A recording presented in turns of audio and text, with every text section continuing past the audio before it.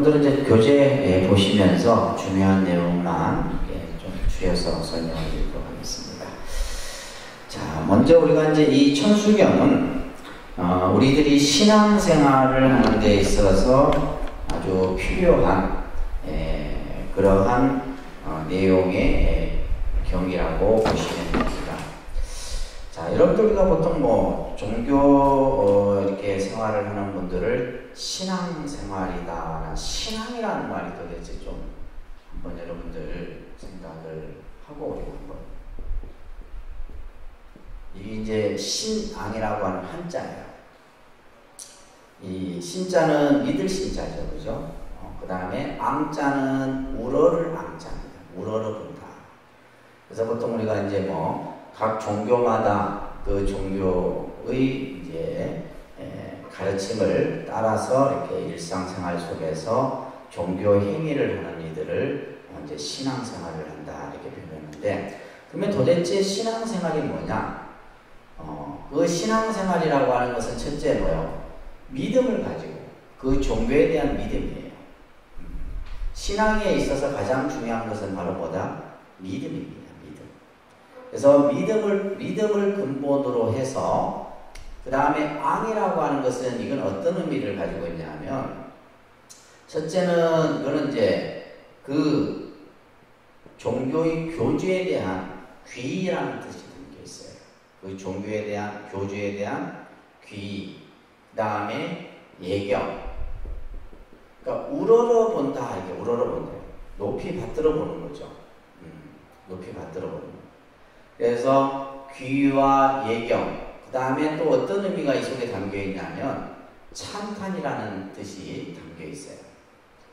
그래서 우리가 신앙생활이라는 것은 뭐냐라고 했을 때 한마디로 얘기하면 내가 그 종교에 대한 믿음을 바탕으로 해서 그 종교의, 그죠? 그 종교를 창시한 교주에게 귀와 예경과 그 다음에 뭐요? 찬탄의 마음을 가지는 그것이 바로 신앙생활이에요. 그렇기 때문에 이 종교, 우리가 뭐 불교뿐만이 아닙니다. 기독교도 그렇고 뭐 어떤 모든 종교가 다 마찬가지예요. 그래서 신앙이라고 하는 것은 제일 먼저 전제 조건이 뭐가 돼야 돼요? 믿음이 갖춰지고, 그 믿음이라고 하는 것은 누구에 대한 믿음이에요? 그 교주, 종교의 교주에 대한, 그죠? 믿음과 그것을 통해서 그 종교에 대해서 귀의하고 예경하고 찬탄하는, 이것이 바로 이제 우리가 신앙이에요. 그러면 우리가 이제 실제 여러분들이 뭐 기도하는 가운데 읽는 여러 가지 뭐 경전, 기도문 이런 내용들이 전부 뭐요? 이 두 가지 요소가 다 담겨 있다. 두 가지 요소. 그래서 신과, 그죠? 믿음과 뭐요? 예경, 귀라는 이 두 가지 핵심이 종교의 요소에서 가장 중요한 부분이에요. 그러니까 이제 뭐 다른 종교 같은 경우는 뭐야? 계속해서 끊임없이 뭘 요구를 해요? 믿음을 요구를 해요. 믿음. 믿느냐, 믿지 않느냐. 그래서 이제 얼마만큼 내 마음 속에, 여러분들 마음 속에 믿음이 굳건해지느냐. 이게 가장 중요한 거예요. 종교 신앙에서. 그래서 우리가 뭐 신앙생활을 한다, 뭐 절에 다니고 교회에 다니고 이게 신앙생활이 아니에요. 우리가 절에 간다 해서 그 사람이 신앙생활을 하고 교회에 간다 해서 신앙생활을 하는 게 아니라 그 사람 마음속에 뭐가 있어야 된다? 믿음. 또 그 믿음을 바탕으로 하는 뭐예요? 귀, 그 다음에 예경, 찬탄의 마음이 갖춰져야 되는 거예요. 이게 바로 종교입니다. 자, 그런데 이제 우리 한국 불교에서 이제 어떻게 보면 기도문 중에서 가장 잘 갖춰진 기도문을 꼽으란다면 천수경이에요. 실제 경이라는 말을 붙이지만은 이 천수경은 기도문입니다. 근데 어떤 기도문이냐? 관음 기도문이에요. 무슨 기도문요? 관음 기도문. 그래서 사실은 이 천수경의 안에 담겨있는 요 자체가 기도예요. 우리가 예를 들면 이제 보통 뭐 여러분들 절에 가서 스님께 뭐 어떤 기도를 할까요? 또 예를 들면 기도를 하는데 뭘 하면 좋을까요? 이렇게 묻잖아요. 그죠? 근데 사실은 이 천수경 하나에 다 담겨 있어요. 뭐 천수경만 해도 돼. 하루에 여러분들이 아침에든 저녁이든 이 천수경만 하루에 한번 딱 읽어도 이 안에 뭐예요? 기도의 모든 요소들이 다 갖춰져 있다. 자, 한번 교재를 잠깐 보시면 이제 한국 불교를 우리가 이제 흔히 대승불교다라고 얘기를 합니다. 대승불교. 무슨 불교예요? 대승불교. 대승불교 하면 여러분들이 이제 뭐 1학기 기본과정에서 대승불교라는 말 조금 들었잖아요. 그죠? 근데 아직까지도 감이 잘 안 와. 대승불교 하면 보살사상이 핵심이에요. 무슨 사상? 보살사상. 대승불교 하면 보살사상, 대승정신 하면 보살정신이에요. 그래서 이 대승불교에서 지금의 이제 우리 한국 불교를 대승불교라고 해요. 그 대승불교는 전부 보살사상을 근본으로 그 개념이 전개되고 있습니다. 그러면서 또 우리 한국 불교는 선불교라고도 얘기를 해요. 무슨 불교예요? 선불교.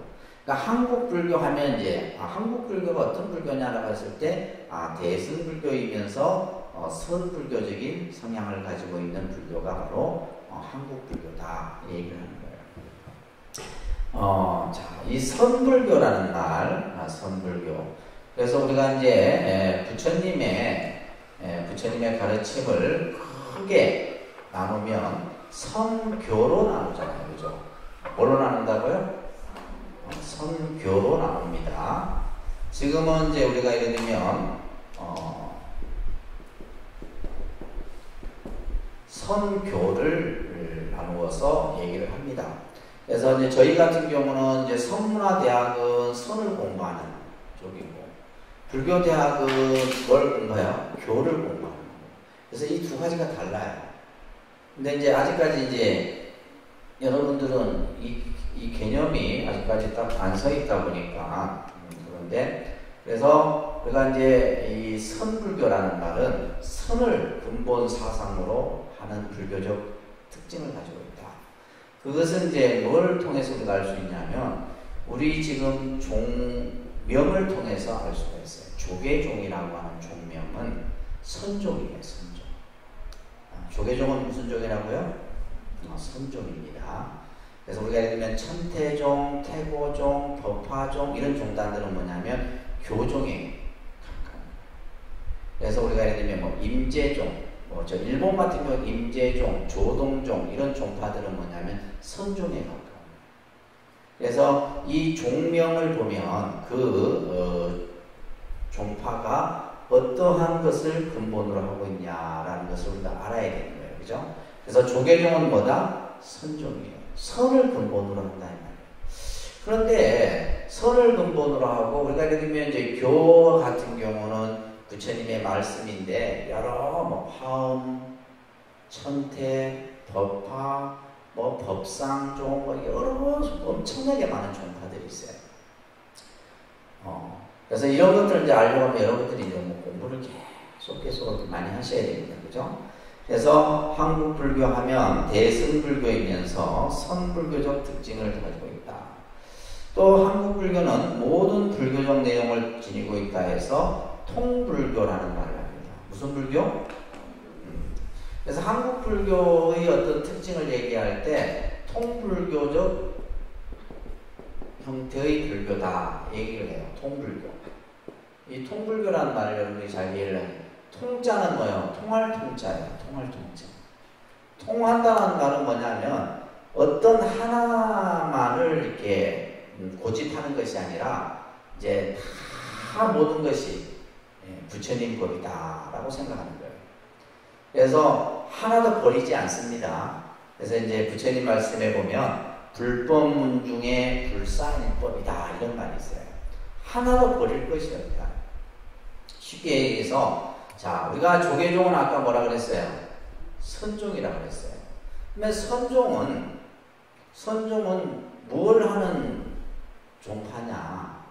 참선을, 그죠? 참선 수행을 근본으로 하는 종파가 조계종이에요. 그래서 이제 그 참선 중에서도 무슨 선? 가나선. 그래서 저희가 이제 이 건물을 뭐라 그래요? 선문화센터 이렇게 한 거예요. 그러니까 선이라는 말을. 이게 왜냐하면 이제 우리 조계종이 가지고 있는 가장 큰 색깔이 선이기 때문에 그래요. 그런데 자, 조계종은 선종이고 선종은 참선 수행을 근본으로 해요. 근데 우리는 뭐도 해요? 명상도 하죠. 그죠? 선하고 이 명상은 또 다릅니다. 달라요. 또 뿐만이 아니라 지금 우리는 또 뭐도 해요? 여러 가지 것을, 복합적인 것을 하잖아요. 복합적인 거. 그래서 참선만 하는 것이 아니다. 뭐도 하고, 염불도 하고. 그죠? 또 뭐도 해? 절도 하고. 또 뭐도 해요? 주력도 하고. 그 다음에 또 뭐도 해? 사경도 하고. 하나를 하는 것이 아니라 다양한 복합적인 것들을 한다는 거예요. 이게 이제 그러면서 이제 또 뭐요? 수행만 이렇게 하는 게 아니라 우리가 이제 공부도 마찬가지예요. 뭐 예를 들면 금강경도 공부하고, 법화경도 공부하고, 화엄경도 공부하고, 원각경도 하고, 뭐 그죠? 능엄경도 하고, 뭐 여러 경전들을 다 해요. 그러니까 우리가 조계종이 선종이지만은 이 참선 수행을 근본으로 하되 여러 가지의 수행법들을 다 같이 사상도 마찬가지예요. 그러니까 어느 것 하나만을 딱 하는 것이 아니라 그러다 보니까 어떻게 해요? 여러분들 입장에서는 어떻습니까? 헷갈리는 거예요. 뭐 이것도 하고 저것도 하고 뭐 이것도 하고.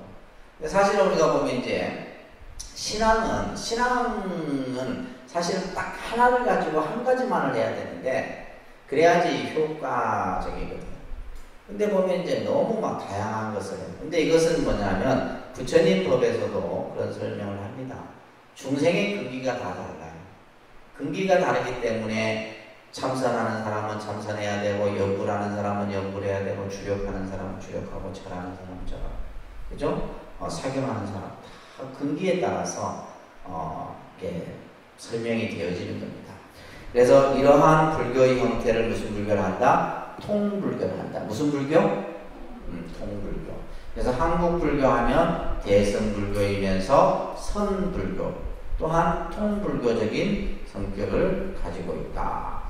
특히 불교 의식과 기도 수행에 있어서 우리가 이제 가장 이제 기본적으로 지송하는 경이 바로 천수경이에요. 이 천수경은 교리적인 측면보다는 자 여기서 중요한 말은 신앙적 내용이 풍부한 경전이다. 뭐가 풍부하다고요? 신앙적 내용. 그래서 이것을 신앙적 내용이 풍부하다는 말을 뭐다? 기도문이다. 기도문이에요. 기도문. 그래서 특히 이제 이 천수경은 관은 기도문이다라고 이렇게 불려지는 겁니다. 무슨 기도문요? 관은 기도문이에요. 그래서 우리가 이제 모든 의식을 하는 데 있어서도 법회를 하고 제를 지내고 하는 데 있어서도 가장 기본적으로 이렇게 하는 것이 천수경입니다. 이 천수경은 당나라 서천축, 그러니까 천축은 인도를 얘기하는 거예요. 서인도를 말하는 거예요. 서인도. 당나라 서인도 당시 사문, 이제 스님이를 사문이라고 해요. 가범달마라는 스님이 이것을 번역을 해요. 그럽니다. 가범달마. 이름에서도 알 수 있듯이 그죠? 뭐 중국 사람도 아니고 우리나라 승려도 아니고 가범달마라는 이름에서 알 수 있듯이 바로 인도 승려예요. 이 인도 승려인 가범달마가 이것을 중국 한자로 번역을 하게 됐는데 원래 경명이 따로 이렇게 있습니다. 따라합니다. 천수천왕, 관세음보살, 광대원만, 무예대비심 다란이요. 자, 따라합니다. 천수천왕, 관세음보살, 광대원만 무예 대비심 다라니경. 자, 이것을 그냥 쭉 이어서 그죠? 천수천왕 관세음보살 광대원만 무예 대비심 다라니경. 자, 큰 소리로 같이 한번 해보세요. 시작. 천수천왕 관세음보살 광대원만 무예 대비심 다라니경. 이 긴 경명을 그냥 우리가 줄여서 뭐라 한다? 천수경 이렇게 얘기합니다. 그래서 원천수경은 천수천왕 관세음보살 광대원만 무예대비심 다라니경이다. 이것을 이제 줄여서는 천수다라니경이다라고 해요. 천수다라니경. 자, 이제 이 우리가 공부를 하는 데 있어서 이제 오늘 왜 중요하냐면 이 경명을 설명하기 때문에 경명.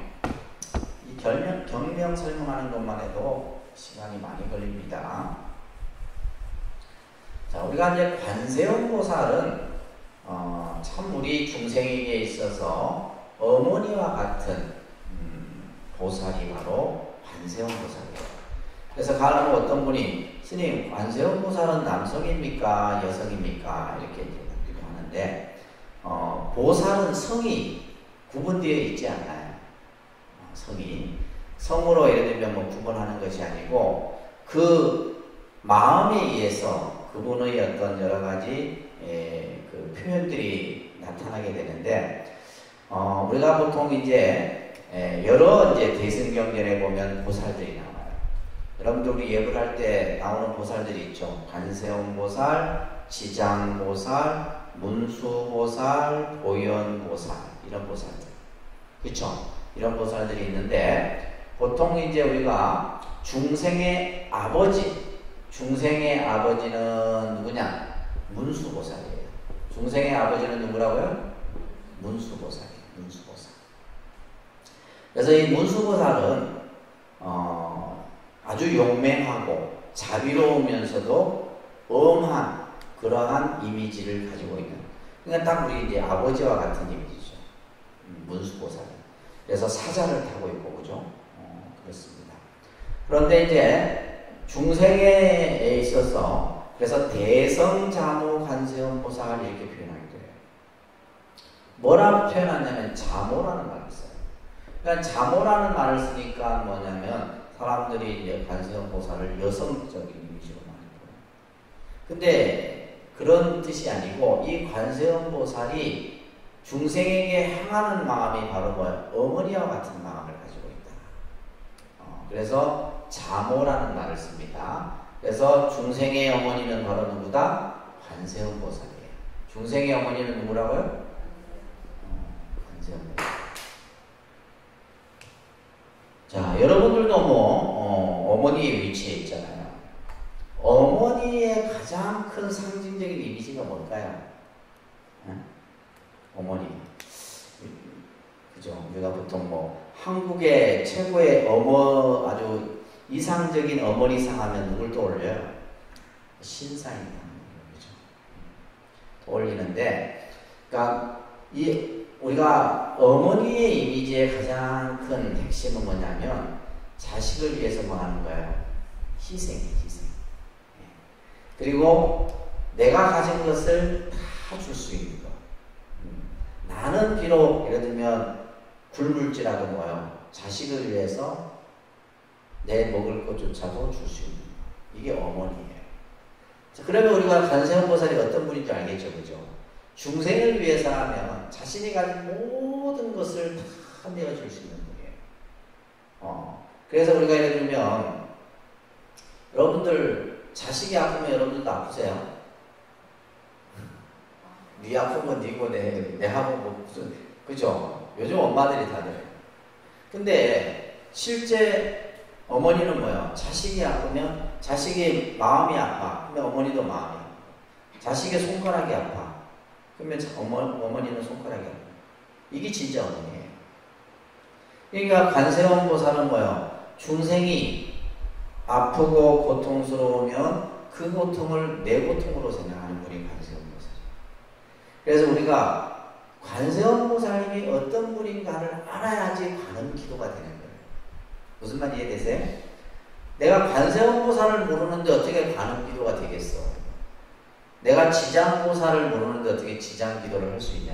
못하는 거예요. 해도 맨날 밖에서 겉핥기도 맨 그냥. 그래서 우리가 관세음 보살이 어떤 분인가? 바로 중생의 어머니다. 중생을 위해서 자신의 모든 것을 다. 그런데 이제 이 관세음 보살도 여러 형태, 그러니까 하나의 관음보살이 아니라 여러 관세음 보살들의 모습들이 나와요. 자, 여기서 보면 지금 천수천안이다. 천수천안.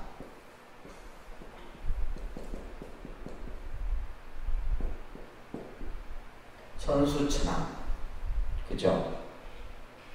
천수천안이라는 이제 천수천안 1000개의 손과 1000개의 눈이에요. 1000개의 손과 1000개의 눈. 근데 이것 또한 뭐예요? 상징적인 거예요. 그래서 원래는 이제 이 관세음 보살의 요 그림이 있네. 이게 보통 이제 천수관음 보살 상인데 여러 가지 형태예요. 이런 모습뿐만이 아니라 여러 가지 형태가 있는데 먼저 큰 손이 20개 손이 있어요. 20개. 20개 손이 있는데 이 이제 20개의 손에 이 손 안에 뭐가 있냐면 눈이 다 있어요. 손바닥 안에 눈이 이제 형상을 시켜놨다. 천수관음상을 보게 되면 그렇습니다. 여기에다가 이제 그러면 어떻게 돼요? 양손이니까 어떻게 되겠어요? 40개가 되겠죠. 그죠? 양손이니까 40개. 그러면 40개에다가 이 중생 세계를 25유라고도 표현해요. 불교에서는 25유. 이 중생들의 그 각각의 세계들을 세분화했을 때 25유라고 해요. 이 중생이 존재하는 모습들을 25가지로. 그러면 40에 25 하면 몇 개가 돼요? 1000이 되는 거예요. 이 숫자가 이렇게 해서 만들어지는 겁니다. 이것은 다시 말해서 뭐냐면 이 세상의 모든 세계를 다 1000개. 우리가 이제 손이라고 하는 것은 어떤 역할이에요? 우리가 예를 들면 손이라고 하는 것은 잡아주고 이끌어주는 것이 손이에요. 그래서 중생들의 손을 잡아서 중생들로부터 고통으로부터 벗어나게 하는 거예요. 또 눈은 뭐냐 하면 바라봐주는 거예요. 눈은 바라봐주는 거예요. 그래서 1000개의 손과 1000개의 눈으로 중생들이 고통받고 있는 그 모습을 보시고는 뭐예요? 손으로서 중생을 전부 고통으로부터 벗어나게 하는 거예요. 그래서 천수천안 뭐예요? 관세음 보살. 그래서 우리가 이제 이걸 줄여서 뭐라 그래요? 천수관음이라 얘기해요. 그러니까 천수관음. 그러니까 천수관음. 자, 여기서 이제 관세음 보살이라고 하는, 자, 제가 이제 부득이하게 한자로 쓸 수밖에 좀 없습니다. 이 관자가 볼관자예요. 무슨 관자? 볼관.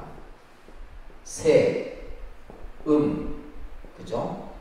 자, 세음은 이거는 중생의 소리예요.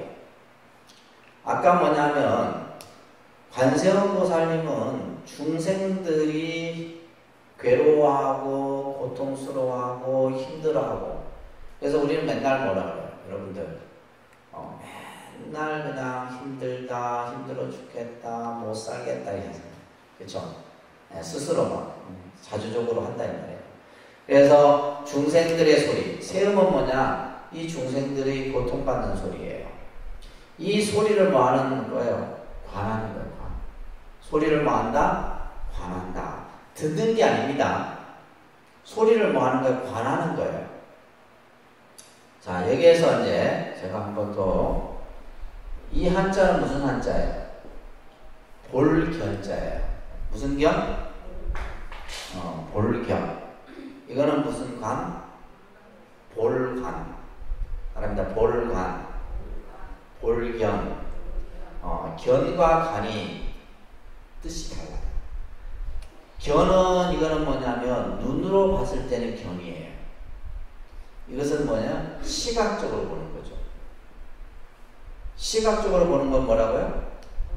견. 우리가 본다라고 했을 때는 이 견자를 쓰는 거예요. 근데 눈으로 보는 것은 우리가 알게 되면 이 눈으로 보는 것은 한계가 있어요, 없어요? 한계가 있습니다. 그러니까 알게 되면 종이장만 한 장 가려놔도 못 본다 이 말이에요. 그래서 이 견은 범위가 그렇게 넓지 않아요. 그런데 이 관은 뭐예요? 관은 뭐냐? 마음으로 보는 거예요. 뭘로 본다? 마음으로 보는 것은 뭐냐면 시간과 공간을 초월해 보여요.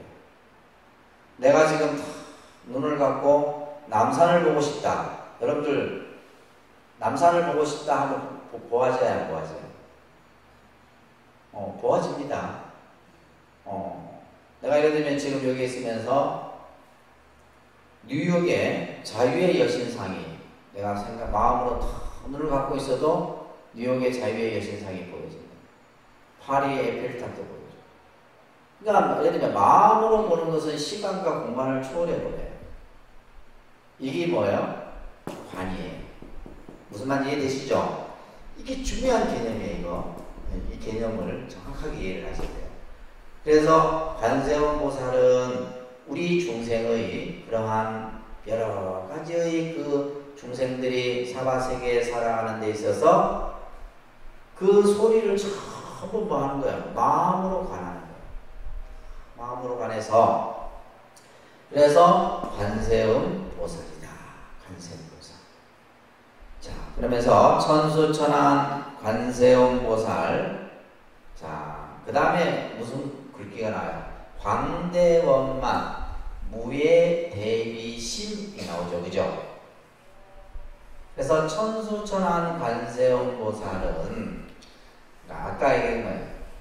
마음이에요. 마음. 우리가 이제 가장 중요한 것이 마음입니다. 어떤 마음을 가지고 있느냐. 여러분들이 어떤 마음으로 세상을 살고 있고 어떤 마음으로 내가 지금 그죠? 자식에게든 또 남편에게든 또 내 주변의 사람들에게든 어떤 마음으로 내가 지금 하고 있느냐. 자, 여기 광대원만 무애 대비심 이게 핵심이에요. 그러니까 관세음 보살이 가지고 있는 마음이에요. 누굴 향해서? 누굴 향해서? 중생을 향해서. 중생을 향해서 관세음 보살은 어떤 마음을 가지고 있느냐? 제가 좀 한자로 쓸게요. 저도 요즘에 한자를 잘 안 써갖고. 그래서 여러분들 사경 같은 거 하시면 좋습니다. 광대, 광대. 넓을 광자, 클 대자. 광대하다. 넓고 크다 이런 뜻이에요. 광대. 그 다음에 두 번째는 뭐예요? 원망. 한자로 쓰면 이렇게 써요. 말합니다. 광대, 원망. 예. 우리가 이제 이 광대라고 하는 것은 마음이 뭐예요? 넓고 크다는 거예요. 여기다가 심자를 다 붙이는 거예요. 그러니까 광대심. 따라합니다. 광대심. 원만심. 이렇게 붙이니까 이해되시죠? 따라합니다. 광대심. 원만심. 자, 근데, 자, 관세음 보살님은 넓고 큰 마음을 가지고 있어요. 다시 말해서 차별이 없어요.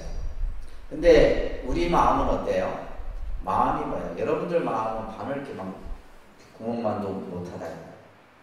마음이 작을 때는 그냥 한없이 작아. 그렇잖아요. 그죠? 근데 관세음 보살님은 이 마음이 너무 넓고 차별이 없어.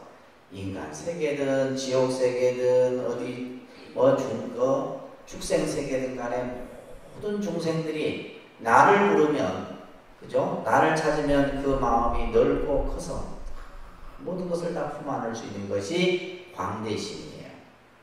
두 번째는 원만심이에요. 원만. 원만하다는 말은 뭐예요? 마음이 모나지 않고 둥근 마음이에요. 근데 우리 마음은 어때요? 내 감정에 따라서 내 마음이 그 모양이 나타난다. 어떨 때는 아주 날카로웠다가 그죠? 또 내가 또 기분이 좋을 때는 그냥 좀 원만해지고 또 막 그냥 내가 기분이 나쁘면 또 날카로워지고 막 원만한 거예요. 그러니까 모든 것에 어떤 이 원만침은 뭐냐면 시비를 두지 않는 거예요. 뭐 옳다, 그러다, 맞다, 틀리다 이런 어떤 시비심이 떠난 마음이에요. 그 다음에 무예. 이 내용이 제일 중요하다고 그랬어요. 따라합니다. 무예심입니다. 따라합니다. 무예심. 무예라는 말은 걸림이 없다라는 거예요. 걸림이 없다. 걸림이 없다라는 말은 뭐냐면 우리는 뭐냐면 뭘 하다 보면 전부 자기 생각에 걸려. 자기 이익에 걸리고 내 이익에 안 맞으면 우리는 안 하려고 하고 그죠? 내 뜻에 안 맞으면 다 그냥 무예라는 말은 일체 걸림이 없어요. 일체 걸림이 없어요. 그 마음을 무예심이라 해요. 우리가 이제 불교 공부를 하면 이 마음이 돼요. 이 정도 마음이 돼야지 이제 불교를 공부했다 하는 거예요. 뭐 우리가 예를 들면 공부 절에 다니지 10년, 20년 되게 중요한 게 아니고 그 사람 마음속에 광대하고 원만하고 무예하고 그 다음에 마지막 중요한 마음이 바로 뭐예요? 대비심이에요. 그러니까 대비심.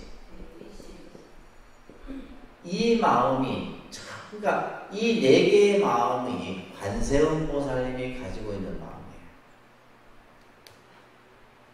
무슨 말인지 이해되세요? 따라합니다. 자, 대비라는 마음은 뭐냐면 이 비는 뭐냐면 우리가 이제 비심이라고 하는데 연민이 여기는 마음이에요. 연민이 여기는. 중생들이 예를 들면 너무나 고통에 빠져 있어. 괴로움에 빠져 있다면 그 고통과 괴로움을 내 괴로움과 고통으로 생각하는 마음이 바로 비심이에요. 그래서 니는 잘못을 했으니까 그래 벌을 받는가 이게 아니라 왜 저렇게 나쁜 짓을 해서 저런 고통을 받는 거고 내가 어떻게 하면 저 중생을 구제할 수 있을까 이렇게 생각하는 마음이 바로 뭐다? 비심이에요. 자, 따라합니다. 광대, 원망, 무예, 대비심. 그러니까 전부 여기에다가 뭐 사실 붙어있다? 마음 심자가 붙어있다. 그러니까 이 지금 네 가지 마음이 바로 뭐다? 천수천왕 관세음보살의 마음이에요. 천수경은 지금 이걸 얘기를 하고 있다 이 말이에요. 관세음보살이 중생을 향해서 중생의 고통과 괴로움을 구제하는 데 있어서 어떤 마음으로 중생을 구제하느냐. 그죠? 따라합니다. 광대, 원망, 무예, 대비심. 이 마음은 여러분들이 불교를 공부하면서 가져야 될 마음이에요. 이 마음을 갖추면 선물이에요. 우리가 예를 들면 우리가 불교를 공부한다라고 하는 것은 끊임없이 내가 좁은 마음을 넓고 크게 갖추고 그죠? 모나는 마음을 원만하게 만들어가고 그죠? 일체 내 감정에 휘둘리고 막히는 그 마음을 걸림이 없이 내 마음을 만들어가고 그죠? 또한 뭐냐면 대비심은 뭐냐면 늘 중생을 연민이 여기는 이러한 마음들을 관세음보살님은 가지고 있다. 그러면서 그 마음을 다라니경이란 말이 붙어있잖아요. 다라니.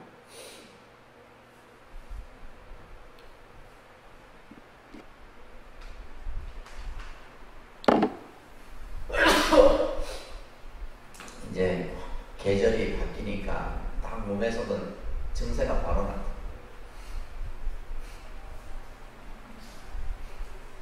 이게 찬바람이 불면 제가 알러지가 나타나요. 알러지가 없었는데 딱 봄, 겨울에서 봄, 이제 그 다음에 여름에서 가을. 이때를 잘 넘겨야 돼. 힘들어요. 자, 나중에 이제 계속해서 설명이 여러 번 나옵니다. 다란이. 이 다란이를 우리는 진원이라고도 합니다. 다른데 진원. 이 다란이라는 말은 이제 아주 비밀한 모든 것을 다 담고 있다 해서 총지라고도 해요. 그러니까 총지. 그래서 우리 한국 불교가 총지종이 있어요. 총지종. 그 총지종은 뭐냐면 이 다란이를 근본 수행으로 삼는 종파예요. 총지종이 있습니다.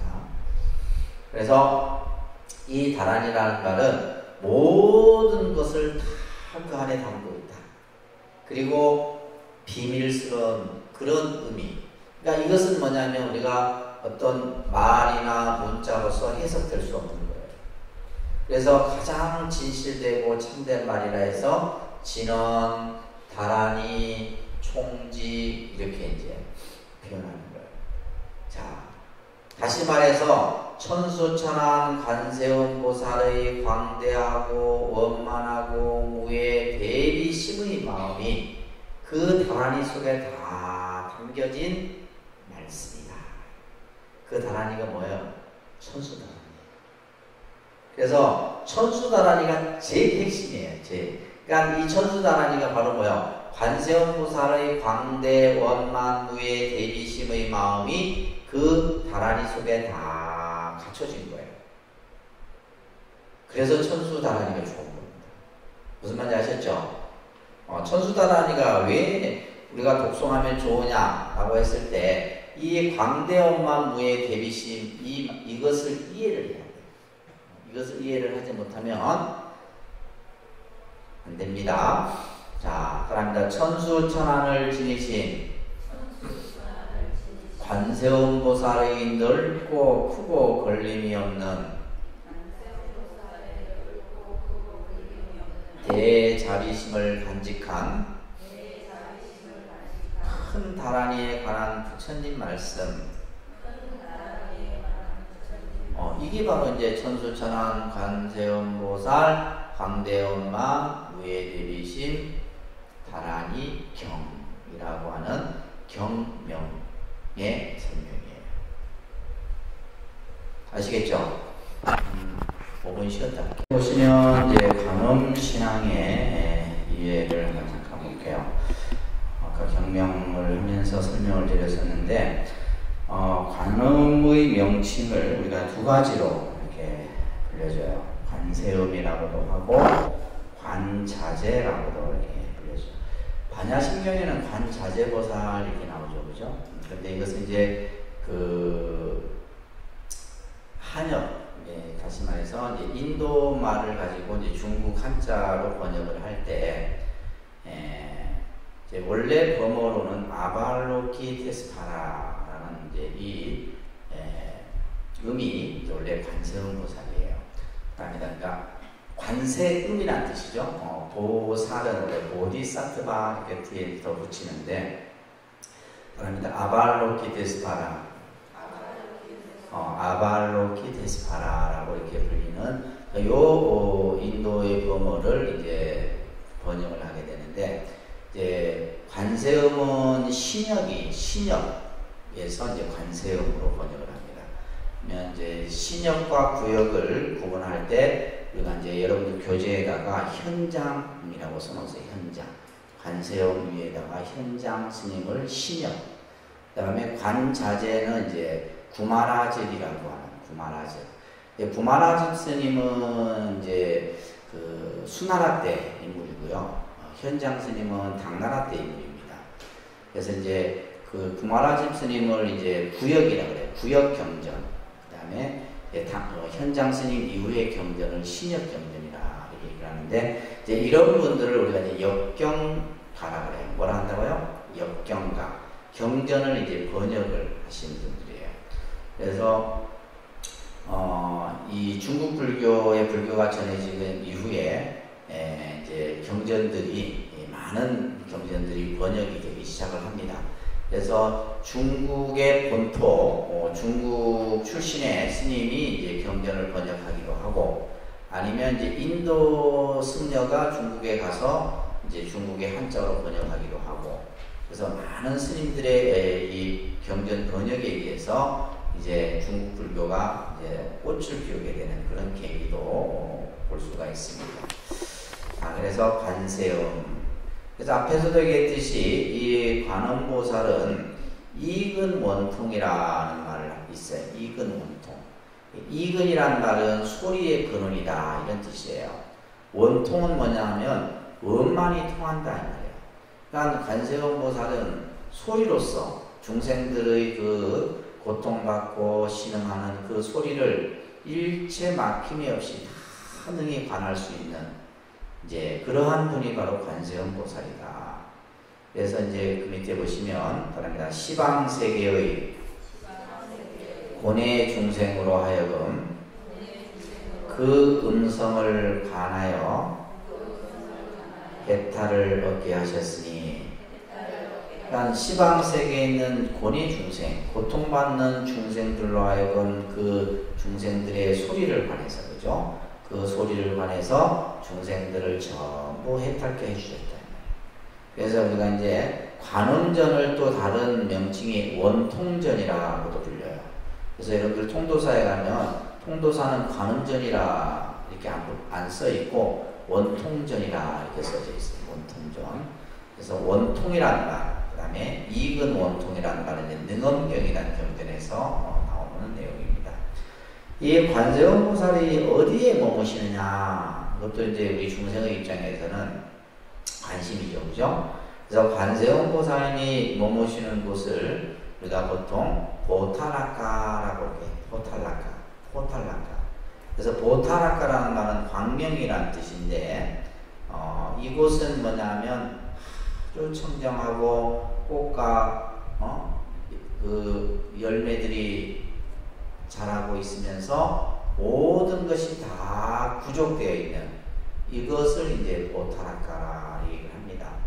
그래서 지금 여기 이제 그 앞에 사진 있죠, 그죠? 사진이 있는데 스크린에 보통 이제 관세음 보살님이 계시는 곳을 이제 보타라카인데 바다와 인접하고 있는 곳에 관세음 보살님이 머문다 그래요.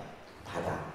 그래서 이제 이 관음신앙은 중국, 일본, 우리나라 이쪽을 이제 동북아시아 지역이라고 그러죠, 그죠? 동북아시아. 특히 이제 우리나라도 보면 관음신앙이 굉장히 성행한데 중국은 굉장합니다.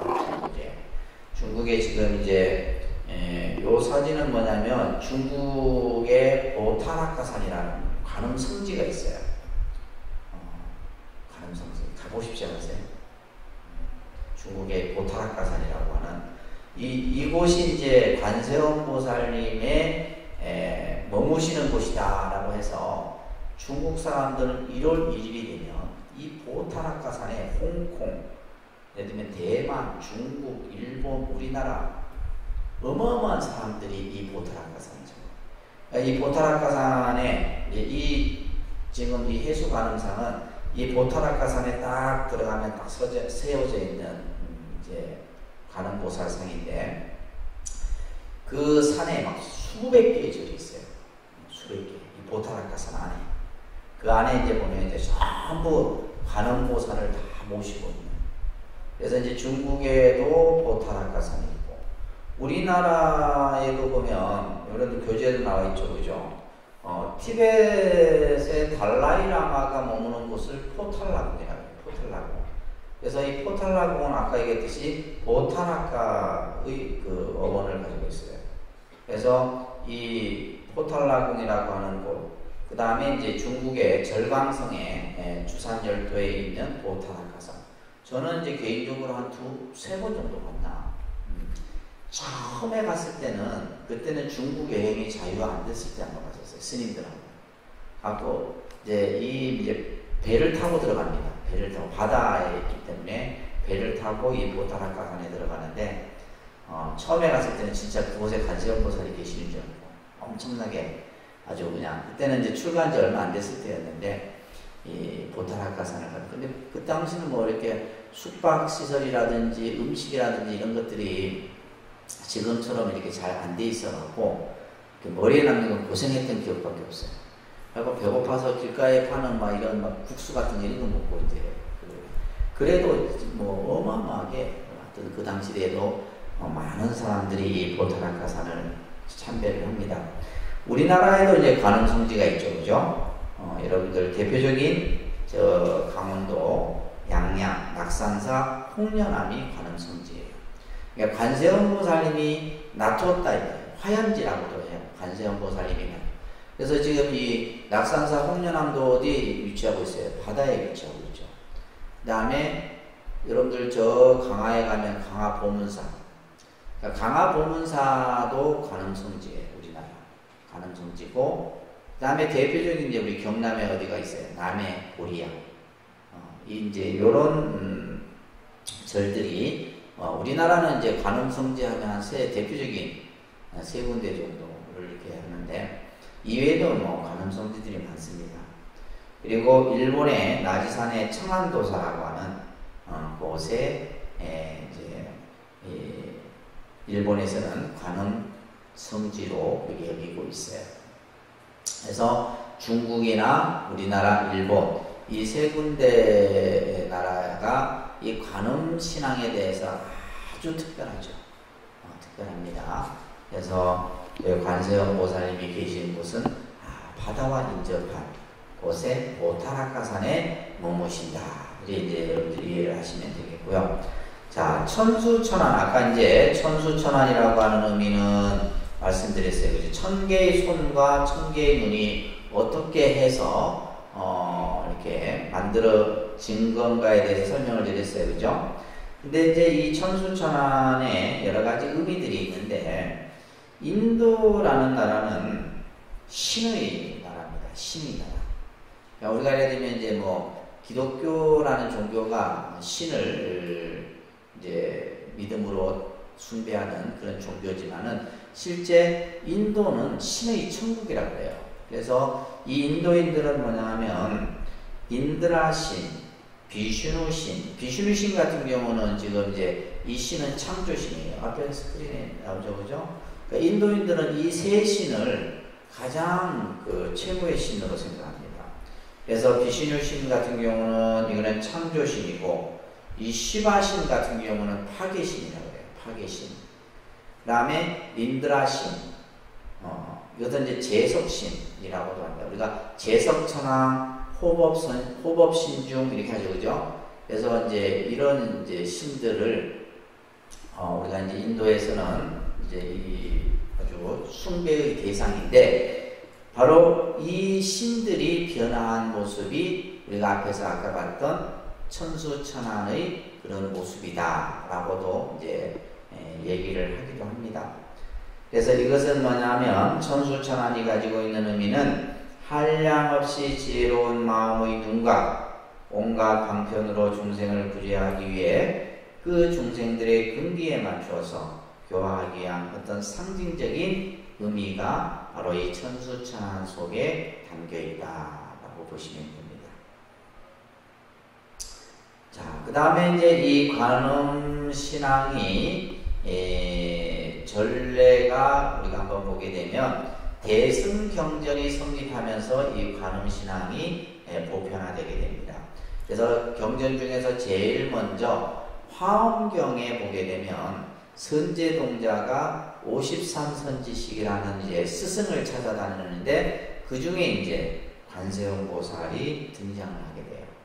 그리고 이제 우리가 화엄경과 더불어서 지금 우리 지금 독립선언에서 공부하고 있는 법화경이라는 경이 있어요. 쌍벽. 이 대승경전의 두 기둥이라고 보시면 됩니다. 화엄경, 법화경. 이 법화경에 보게 되면 우리가 이제 늘 관음제일 때 독송하는 관세음보살 보문품이라는 품이 이제 이 법화경 속에 담겨 있어요. 그래서 이제 이 관음신앙이 이제 우리나라에는 화엄경이나 법화경의 전례로 인해서 우리나라에 이러한 신앙들이 자리 잡게 됐다라고 이해를 하시면 되겠습니다. 아시겠죠? 자, 그러면 이제 우리가 이제 이 천수경을 공부하는 데 있어서 이제 중요한 내용이 뭐냐면, 천수경의 전체적인 구조를 한번 좀 살펴볼 겁니다. 천수경에 대한 구조. 자, 우리가 지금 우리는 지금 천수경에 제일 먼저 뭐가 나와요? 제일 먼저 첫 구절에 뭐가 나와요? 정구업진언부터 나와요. 정구업진언. 그래서 보통 우리가 경이라는 것을 붙였을 때는 경이라고 하는 것은 부처님의 말씀이잖아요. 그죠? 부처님의 말씀인데 원래 이 천수경이 따로 있어요. 그래서 아까 얘기했듯이 천수천하, 광대엄마, 무예대비심, 다라니경이라는 경이 가범달마라는 스님이 한약한 경이 따로 있습니다. 따로 있고 지금 우리가 독송하는 이 천수경은 경이라고 붙여져 있지만은 실질적으로는 뭐다? 관음 기도문이다. 뭐라고요? 기도문이에요. 기도문. 기도문이기 때문에 제일 먼저 뭐부터 나와요? 정구업진언, 오박내외, 안이제신진언 이런 이제 기도의 형태가 먼저 갖춰지게 됩니다. 자, 그래서 자 우리가 이제 보통 여러분들이 이제 경을 처음 이제 접하시기 때문에 나중에 이제 뭐 금강경 공부하시는 분들도 계시려면 모르겠는데 우리가 보통 이제 경이라고 했을 때는 그죠? 부처님 말씀을 모아놓은 것을 경이라고 해요. 경이라 했을 때는 이 경은 세 구조를 가지고 있어요. 3분 구조라고 합니다. 3분 구조인데 첫 번째가 서분이에요. 따라합니다. 서분. 따라합니다. 정종분. 용어들이 다 생소하죠. 그죠? 세 번째가 유통분입니다. 따라합니다. 유통분. 방법은 많이 듣고 자꾸 따라하고 할 수밖에 없어요. 아시겠죠? 처음 듣는 게 당연히 어렵지.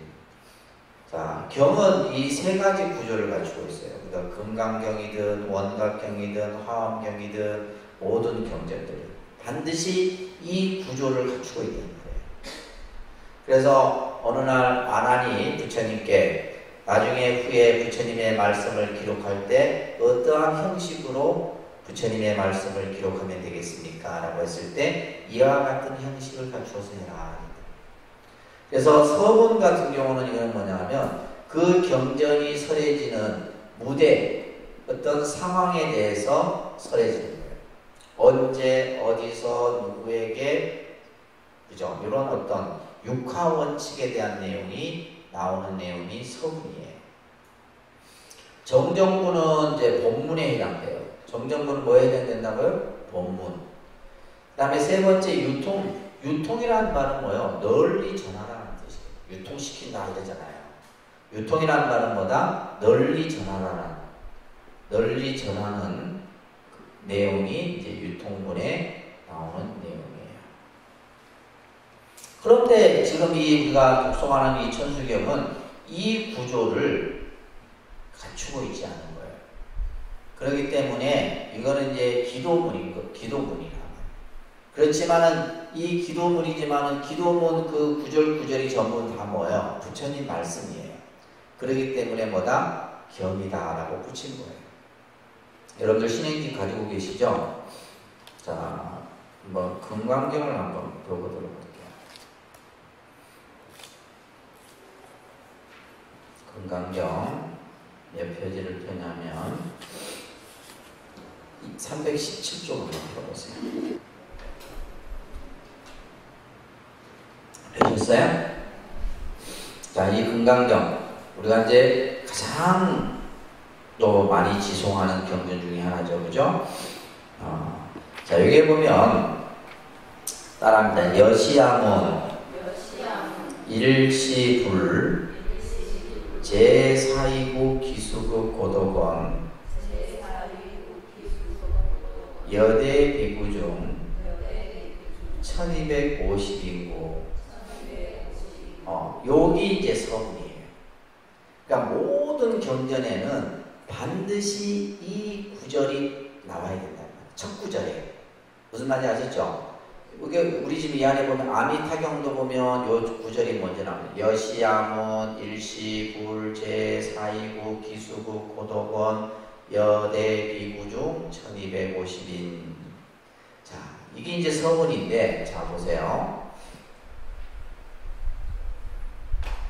여시야문 하면 이제 우리가 이와 같이 나는 들었습니다. 이렇게 번역이 돼요. 자, 여러분들 하도 어렵다 해서 제가 어떻게 하면 쉽게 나는 안 어려운데 그죠? 356쪽에 보면 해석이 돼 있어요. 해석 한글로 해석이 돼 있는데 보면 자 따라합니다. 이와 같이 나는 들었습니다. 자 이와 같이 이거는 뭐냐면 믿음이에요. 믿음. 믿음. 나는 들었다. 이거. 나는 분명히 부처님 말씀을 들었다. 여기서 그 믿음을 세운 사람이 누구냐면 아난이에요. 그래서 모든 경은 아난 존자라는 존자가 다 송출을 해요. 그래서 이와 같이 뭐다? 나는 들었다 해서 이거는 뭐가 되는 거예요? 신문이 되는 거예요. 신문. 이와 같이 나는 들었습니다. 어느 때? 어느 때, 그러니까 몇 년도 몇 월 며칠 이것을 구체적으로 하는 게 아니라 어느 때, 이거는 시간을 얘기하는 거죠. 이것을 시라고 해야 됩니다. 시성치라고 해요. 어느 때, 그죠? 부처님께서, 그죠? 주체, 누가 했느냐? 주라고 하는 거예요. 부처님께서 거룩한 비구 1250명과 그죠? 요거는 이제 뭐가 되는 거예요? 누구와? 그죠? 이건 중이 되는 거예요. 중. 무리. 지금 법회에 앉아있는 대중들. 그러면서 어디에 계셨다? 기수국 고독원, 사이국 기수국 고독원에 계셨다. 이건 처가 되는 거예요. 이것을 우리가 이제 흔히 경전의 육하원칙이라고 하는 거예요. 따라합니다. 신, 문, 시, 주. 써도 몰라. 따라 하세요. 따라합니다. 신, 문, 시, 주, 중, 처. 그래서 모든 경전은 이 구절이 첫 구절에 나와야 돼요. 그러면 이와 같이 나는 들었습니다. 어느 때 부처님께서 기수국 고독원에서 그죠? 대비구 1250인과 함께 계셨습니다. 또 예를 들면 어디에서 누구와 함께 계셨습니다. 근데 그 얘기를 안 한 존자가 나는 분명히 들었다는 거예요. 들었던 것을 전부 이렇게 송출하는 거예요. 그런데 우리가 지금 독송하는 이 천수경은 저 구업지론부터 나온다는 거예요. 근데 원경에서는 이렇게 나와요. 그러니까 지금 우리가 보는 천수경은 뭐다? 기도문이다. 기도문. 경의 형식에서는 조금 벗어나 있는 거예요. 아시겠죠? 알겠습니까? 그래서 이 가범달마라고 하는 스님이 이제 번역하신 이 천수경은 부처님께서 보타라카산 관세음 궁전에 머물고 계셨대요. 여기서도 이제 장소가 나오죠. 그러니까 우리가 보는 천수경에는 이 내용이 없습니다. 그러니까 어느 날 부처님께서 보타라카산 관세음보살님이 머물고 있는 그 궁전에 계셨는데 총지다라니를 설하고자 하셨는데 그곳에서 이제 다라니를 설하고자 하셨는데 그 자리에 뭐다? 많은 보살들이 함께했다. 대보살들이 함께했다. 이거는 지금 뭐가 나오는 거예요? 경을 설하는 장소와 그 자리에 있던 대중들이 나오는 거예요. 원경에서는 이렇게 나옵니다. 무슨 말인지 이해되시죠?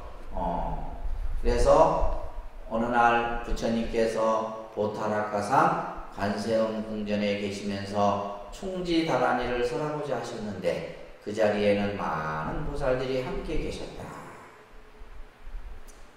자, 그 다음에 이제 이때 관세음 보살이 광명신통을 놓자. 광명신통.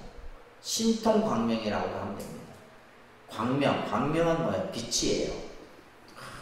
이 빛을 아주 환한 빛을 쫙 그 광명은 시방세계를 비추고 삼천대천세계를 전부 금색으로 물들었다.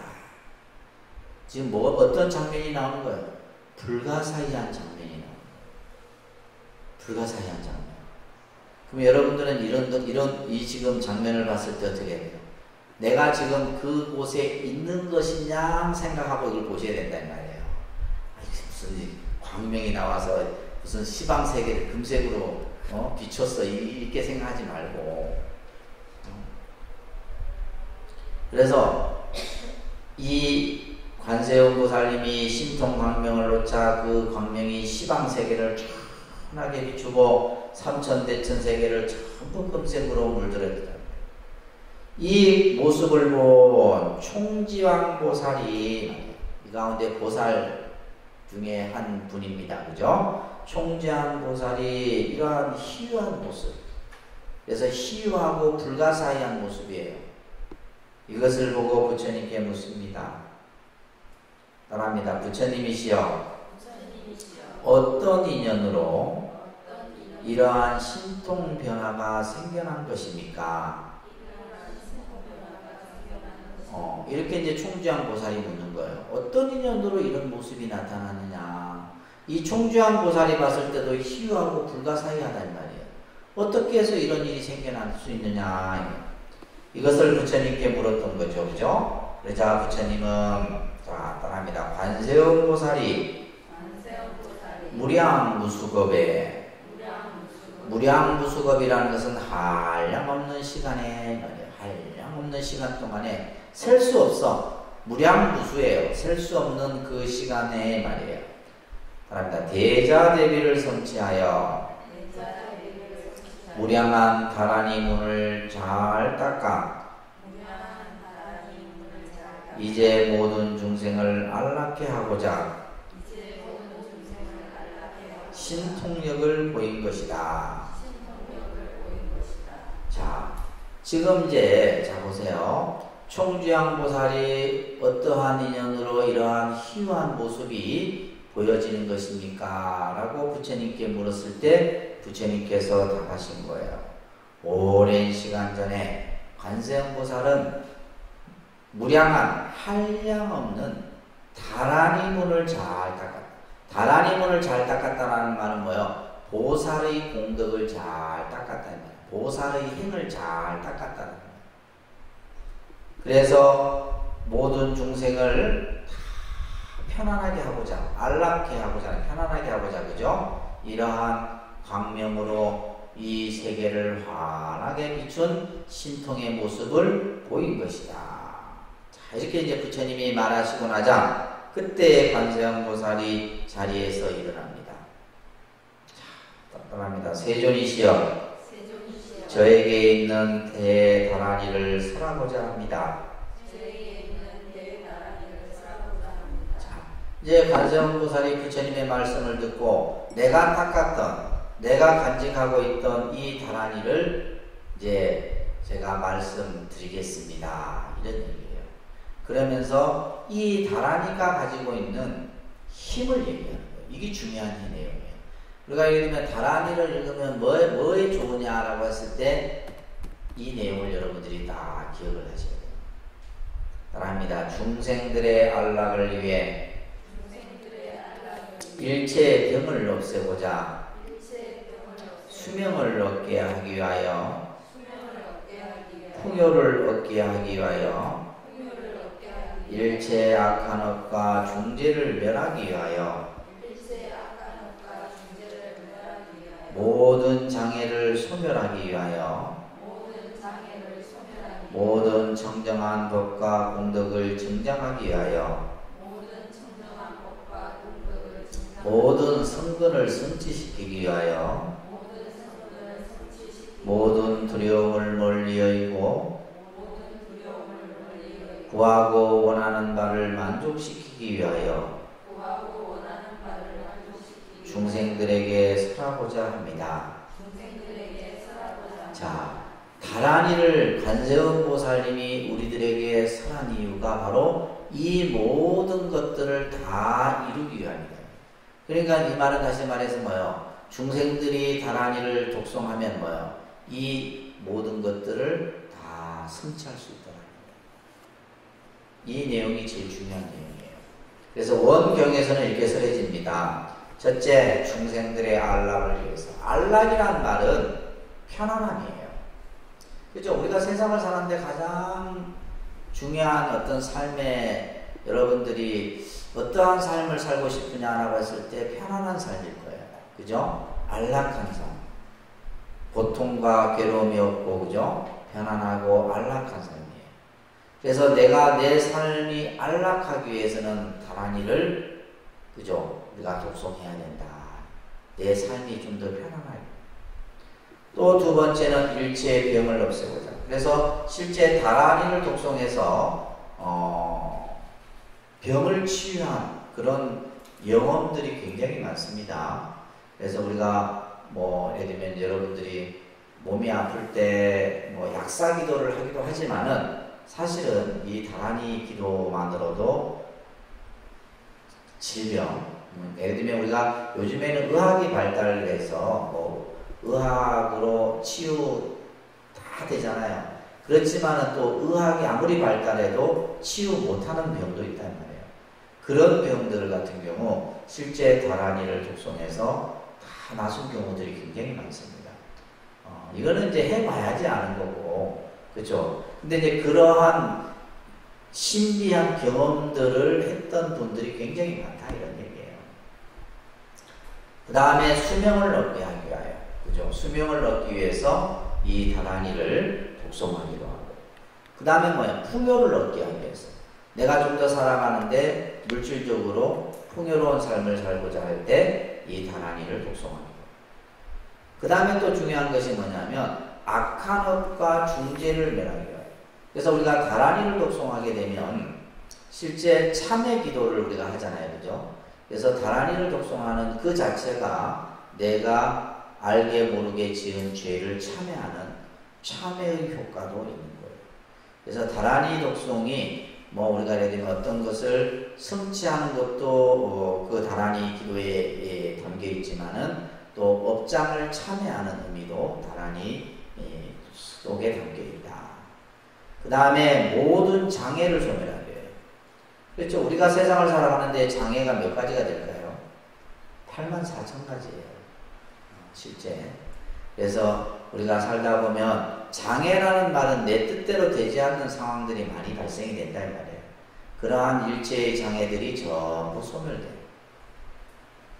또한 청정한 법과 공덕을 증장하고, 또한 성근이 성취돼. 성근. 여기서 중요한 말은 성근이에요. 성근. 성근이라는 말은 좋은 인연의 뿌리가 갖춰진다는 말이에요. 내가 다란이를 독송하는 것은. 그런데도 안 한다. 이 좋은 것인데도. 왜, 여러분들 왜 안 하는 줄 아세요? 아직 인연이 안 되기 때문에. 그래서, 근데 여러분들 이제 막 쉽게 얘기해서 내가 지금 집안에 발등에 불이 떨어졌어. 막 우환이 생기고 막 그냥 문제가 생겨. 그때는 늦습니다. 그죠? 그래서 내가 내 집안에 아무 일이 없고 그냥 집안이 편안할 때 기도도 하고 하는 거예요. 이제 문제가 생기게 되면 이미 그때는 늦어버려요. 근데 제가 너무 잘 얘기를 해도 여러분들은 말들을 안 들어요. 그 다음에 두려움을 멀리 여기고, 두려움. 우리가 세상을 살아가는데 여러 가지 두려움들.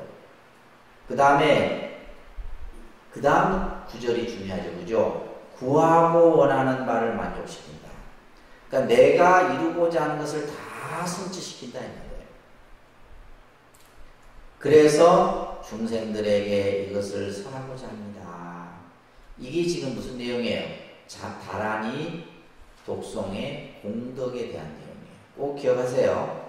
그래서 어떻게 보면 이 다란이가 우리가 세상을 살아가는데 겪게 되는 여러 가지 어려움들을 능히 다 그것을 극복해낼 수 있는 힘이 이 다란이 속에 담겨 있다.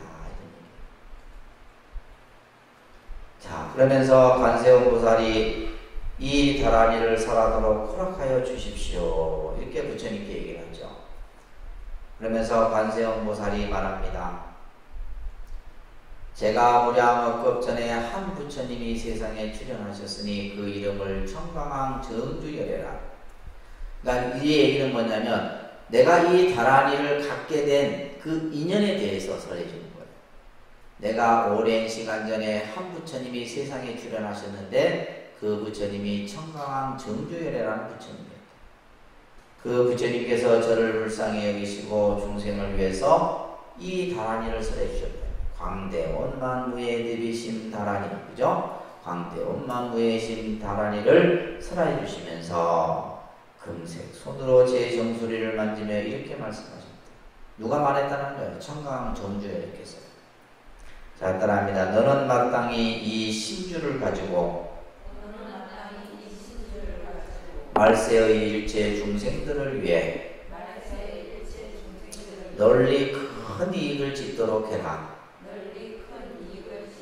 자, 여기에서 이제 정수리를 만진다. 이것을 우리는 흔히 마정숙이라고 해요. 마정숙.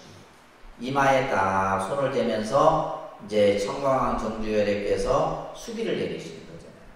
너는 이 심주를 가지고 말세의 중생들을 위해서 널리 큰 이익을 짓도록 해라. 중생들의 아픔과 고통을 다 구해주라 이 말이에요.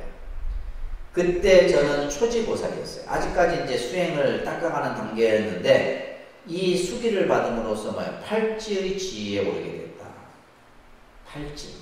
그래서 이제 관세음보살이나 문수보살이나 지장보살은 팔지보살이라고 합니다. 팔지 정도 되면 이미 부처님이에요. 이미 부처의 과를 다 성취할 정도의 깨달음을 이루셨잖아요. 그런데 단지 지금 뭐예요? 중생을 제도화하기 위해서 보살의 지위에 머물고 있는 겁니다. 그러면서 서원을 세워요. 자, 따라합니다. 만약 제가 오는 세상에 일체 중생을 안락하게 하고 저들의 이익을 능히 감당할 수 있겠거든 제 몸에 천수천안이 부족하리라. 자, 이렇게 소원을 세웠던 거예요. 지금 이제 이 내용은 천수경에 없습니다. 원천수경에 지금 나오는 내용을 지금 여러분들에게 소개해 드리는 거예요. 어떻게 해서 천수천안 관세음보살이 됐고 어떤 인연으로 천수다란이가 만들어졌고 이 천수다란이가 가지고 있는 공덕의 힘이 어느 정도고 이 얘기가 지금 원천수경에는 이렇게 자세하게 나오고 있다. 자, 마지막에 이 관세음보살님의 소원을 보세요. 만약 제가 오는 세상의 일체 중생을 안락하게 하고 중생들을 전부 안락하게 하고 저들의 이익을 능히 감당할 수 있겠거든. 이 말은 무슨 말이에요? 저들의 이익을 능히 감당할 수 있다는 말이 무슨 말입니까? 중생들이 원하는 바를 내가 다 성취시켜준다. 관세음보살이 여러분들이 관세음보살 앞에서 기도를 해요. 또 다른 분이 또 관세음보살 앞에서 그 한 사람 한 사람마다 내가 그 중생들의 이익, 중생들이 원하는 바를 다 능히 그것을 감당할 수 있겠거든 제 몸에 뭐다? 천수천안이 부족하리라. 1000개의 손과 1000개의 눈이 갖춰질 것이다 라고 서원을 세우자 천수천안 관세음보살이 되었다. 이런 얘기예요.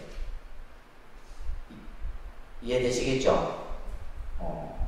왜 어떻게 해서 천수천안 관세음보살이 됐고 어떤 인연으로 천수다란이가 만들어졌고 그죠? 또 이 천수다란이가 가지고 있는 공덕의 힘이 무엇인가에 대해서 우리가 오늘 살펴봤어요. 그래서 이 천수경의 가장 핵심은 천수다란이입니다. 천수다란이를 독송하기 위해서 우리는 뭐부터 하는 거예요? 정구업진음부터 하는 거예요. 천수다란이를 독송하기 위해서 우리가 예를 들면 다란이는 뭘로 해요? 눈으로 하는 게 아니잖아요. 뭘로 해요? 입으로 한다. 입으로 하는데 우리 중생들이 보면 입으로 짓는 업이 가장 많아. 입으로 짓는 업이 가장 많다 이 말이에요. 그래서 먼저 정구업진언을 하고 그리고 내가 살고 있는 이 주변 이 시방법계를 먼저 청정해야 합니다. 그래서 오방내외 아니제신치는 그리고 나서부터 뭐요? 이제 이 다란이를 독송하기 위해서 관세 보살님을 찬탄하고 예배하고 귀의하고 이러면서 이제 마지막에 우리가 신묘장부 대다란이 남보라 단나다라에 하면서 이제 천수경을 쭉 독송합니다. 그래서 이게 이제 뭐요? 일정한 형식을 갖추고 있습니다. 아시겠죠? 그래서 이 천수경 하나가 관음 기도문이고 이 천수경이 뭐예요? 천수다란이 독송을 하기 위해서 딱딱딱딱 순서가 정해져서 그래서 이 천수경이 아주 중요한 우리가 불자들이 신앙생활을 하는 데 있어서 기도문이에요. 사실은 뭐 천수경하고 뭐하고 천수경 하나만 해도 돼. 그리고 그래서 우리가 예를 들면 천수경 하면서 뭐예요? 다란이를 뭐 7번, 21번, 그 다음에 그죠? 108도 뭐 이런 식으로 숫자를 늘려가면서 이 다란이라고 하는 것은 힘입니다. 힘이에요. 그래서 우리가 이제 제가 늘 여러분들에게도 말씀드리겠지만은 이 기도라고 하는 것은 결국 뭐냐면 힘을 그죠? 이 힘력자. 그래서 우리가 가피력이라고 하잖아요. 가피력. 가피. 그러니까 불보살의 그 공덕의 가피가 나에게 미치는 거예요. 그래서 이 힘을 통해서 우리는 뭐예요? 모든 것을 바꿔요. 그러니까 이것을 결국 뭐냐 하면 요즘 우리가 현대적인 말로 얘기하면 에너지예요. 에너지. 그래서 기도를 하게 되면 뭐예요? 좋은 에너지가 만들어지게 돼요. 좋은 에너지가 만들어집니다. 그래서 기도를 하게 되면 뭐예요? 내가 변해요. 내가 어떻게 변해요? 변해집니다. 그래서 제일 먼저 나타나는 것이 어떤 변화가 나타나느냐? 얼굴이 변해요. 성형 안 해도 돼요. 성형 안 해도 돼요. 그래서 그 기도에서 나타나는 얼굴은 뭐냐 하면 모든 사람이 보면 맑고 청정해요. 사람은 맑고 청정해야 되거든요. 딱 보면 막 욕심이 막 그냥 더덕더덕 붙어 있고 막 심술이 더덕더덕 붙고 있으면 사람들이 가까이 가야 하는 그래서 내가 기도를 함으로 인해서 내가 가지고 있는 그죠? 나쁜 에너지를 다 소멸하고 좋은 에너지를 만들므로써 내가 제일 먼저 뭐가 변한다? 그래서 우리가 수행을 하면 제일 먼저 변하는 게 얼굴이 변합니다. 얼굴이 변해요. 그래서 스님들이 이제 오랜만에 만났을 때 서로 얼굴 보면서 아유 얼굴이 많이 맑아지셨다. 청정해졌다. 그러면 이제 공부를 잘 했다는 뜻입니다. 그래서 여러분들도 기도를 좀 많이들 하셔야 됩니다. 아시겠죠?